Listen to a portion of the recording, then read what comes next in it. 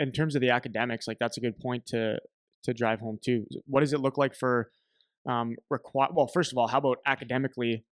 What is the reality for these players that are coming out of these NCAA programs? Because most of them are not going to end up being NHL players just by the stats, right? So if we take the broader look at NCAA as an option, and I want to get back to the rule change too, because that's going to play into this question a little bit as well. But for kids from an academic standpoint, what does it look like coming out of an NCAA program? Division One, Division Three. I don't even know if it necessarily matters in terms of kids that are there to play hockey, but are finishing out with a degree or some kind of job prospect option afterwards. Like, what does that look like coming out of these programs? Yeah, so we have one of the highest graduation rates in all the NCAA. 93% of college hockey players in NCAA Division One will earn their degree. I think that's like the number 2 graduation rate in all the NCAA.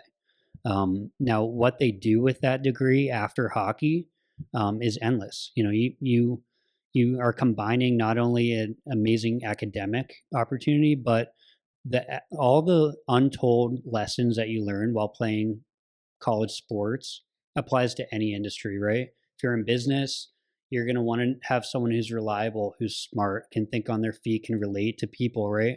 I mean, that's all like those relationships you make along the way playing junior hockey, playing college hockey, the network, you know, and then also like discipline, right? You have shown by being an NCAA Division One hockey player that you see things through. You understand full concepts, right? You don't have just one job where, you know, I can skate or I can shoot.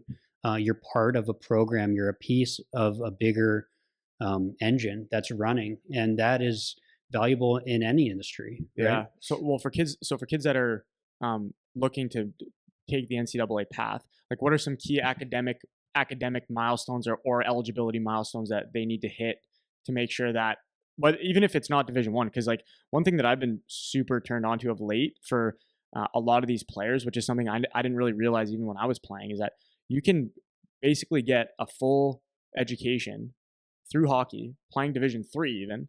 It's like we're not even talking Division One, at a great school that has a great program.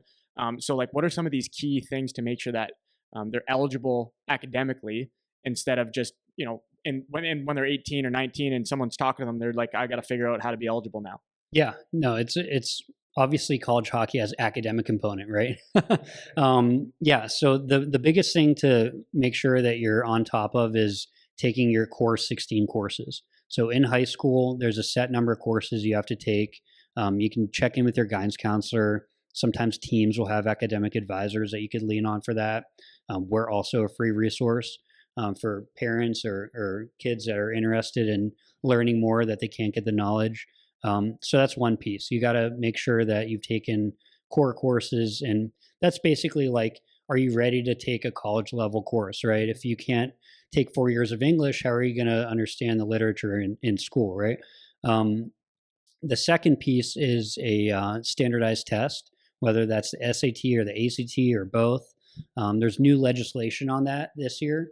They're no longer required for initial eligibility into the NCAA, but we recommend that players take that because you're going to probably have to take it to get into the university. And then also there's scholarship money tied to that. So if you're testing well, you have good grades, you could earn an academic scholarship. Yeah, so in terms of the academics, I mean, it's pretty straightforward. I think people read about the rule changes and they think about the NCAA and there's this perception that, man, this is some big, complicated process, but it really is as simple as take your core courses, take a standardized test, and be a great player in junior hockey.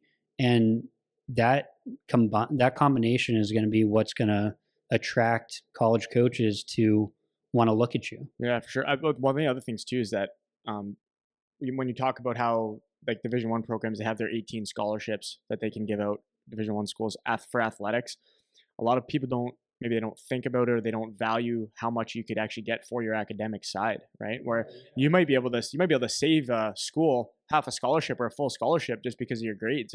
Maybe is a full scholarship academics for a Division One school? Is that a stretch, or is that something that's actually reasonable where you could get like basically a full scholarship just from academics to a Division I school? Outside, I guess the Ivy League schools are straight academic The stuff, Ivy right? Leagues don't have athletic scholarships, but they put together financial packages to make those educations affordable. But yeah, I mean, I've seen instances where, talking with college coaches that are recruiting at showcases and stuff, and they'll say, this player fits our program, but maybe they're burning a lot of scholarships on other people, and so him being at the level that he's at, it doesn't make sense for me to extend to him a full ride scholarship, one of my 18. But if he can bring 50% of the money through academics to the table, they're going to jump at it at 50%. Yeah. And so do you find that actually talking to the coaches, like they're seriously looking for this kind of thing? Like, could that be the difference between a program taking a kid or not taking a kid, is the fact that they could bring a 50% academic scholarship to the table for themselves? absolutely. Yeah, absolutely. I mean, like, you got to think, the roster sizes now, 29-ish guys, 28, 29 for some schools. And you have 18 to spread around all those different guys, right? I mean, even if you have studs at every position, at some point you're not going to be able to recruit difference makers for the bottom of your lineup. And then, like, with college, with college hockey being as competitive as it is, and how defensively responsible you have to be at that level, um, you know, your program almost can't afford it, right? You can't afford to not have difference makers in the bottom of the lineup. But that might change here, with the House settlement coming in April. They might have as many as 26 scholarships, and they might cap that roster size at 26. Yeah. So you were saying that in the presentation, then you were saying that some schools might not go to 26. They might stay at 18 or go to 20 or something like that. Is that? Yeah, it's up to the individual school and their athletic department. They're going to run numbers and figure out, does this make sense for our program to offer every single player on our roster, even though we can go up to 26 full rides. So it would be like a financial decision. Like, can we Absolutely. afford to put out Yeah. 26? So if you're going to one of the big schools where they got all the money, then that's probably something that'd be easier for them. But if you're going to a smaller Division I school, then is it fair to say that's more of a consideration for them, or could it be across the board? Like, if I go to a Michigan, I can't see why would Michigan not have 26 full ride scholarships. Well, you would think that, right? Yeah. But you kind of have to think of it in the eyes of the athletic director, right? You're running a whole program with multiple teams, and scholarships, even though they kind of seem like, oh, they're just free, just let him come here for free. Mhm. The athletic department actually has to write a check. And if that student's out of state, for the out of state tuition Oh, true. coming out of their budget, right? True. So Yeah. so now their thinking is, okay, does our third goalie need a full scholarship? Mm. Maybe not. Right. So if I got a kid coming in and they're, let's just as an example, let's say it's $70,000 a year for international fees, full ticket price. That's what it is.